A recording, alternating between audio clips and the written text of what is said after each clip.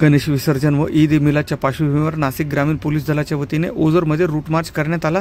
या संदर्भात OTVशी बोलताना DYSP हरीश खेडकर सरांनी अधिक माहिती दिली। आज नाशिक ग्रामीण जिल्हा पोलीस दलाच्या वतीने ओझर पोलीस स्टेशन हद्दीमध्ये माननीय पोलीस अधीक्षक श्री बाळासाहेब पाटील, अप्पर पोलीस अधीक्षक श्री आदित्य निरखेलकर साहेब यांचे मार्गदर्शनाखाली आपण येणारे 5 तारखेचे ईद ए मिलाद आणि 6 तारखेचे गणेश विसर्जन मिरवणूक या अनुषंगानं आत्तापर्यंत तर भरपूर पूर्वतयारी केलेली आहे, परंतु एक पोलीस रूट मार्च जे की पोलीस बळ सक्षम आहे, आमच्याकडे किती मनुष्यबळ उपलब्ध आहे, कुठल्याही परिस्थितीला आम्ही तोंड देण्यासाठी तयार आहोत। माझ्या माहितीप्रमाणे उत्सव दरम्यान आम्हाला जी शांतता कमिटीची मीटिंग झाली त्यामध्ये सर्वांनी एक प्रकारे आश्वासन दिलेले की हा खूप शांतताप्रिय परिसर आहे।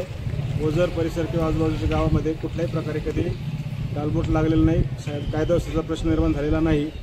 तरी पण असे खूप म्हणजे जवळजवळ 95 ते 98% लोक शांतताप्रिय आहेत, परंतु कधी कधी समाजामध्ये 1-2% लोक असे असतात की ते काही ना काही कुठेतरी उपद्रव निर्माण करून शांततेला गालबोट लावण्याचे प्रयत्न करतात। त्यांच्यासाठी खास करून हा एक रूट मार्च आहे की हे पोलीस कुठेही कमी पडणार नाहीत।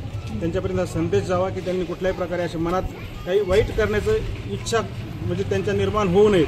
त्यांच्या मनात पोलिसांच्याबद्दल आणि आपल्या सर्व उत्सवाबद्दल एक चांगल्या प्रकारे आदर निर्माण व्हावा, चांगली त्यांची भावना चांगली राहावी आणि कुठेही गालबोट लागू नये या अनुषंगाने हा रूट मार्च घेतलेला आहे। सर्व नागरिकांना पुन्हा एकदा मी आवाहन करेल की या दोन्ही येणारे जे सण आहेत सर्वांनी आनंदात, उत्साहात आणि शांततेत साजरे करावेत। माझ्या ईदला आणि गणपती विसर्जनाला, मिरवणुकीला आणि उर्वरित ह्या गणपतीच्या 5 दिवसाच्या राहिलेल्या सर्व कार्यक्रमांना पोलीस दलाच्या वतीनं खूप खूप शुभेच्छा। जय हिंद।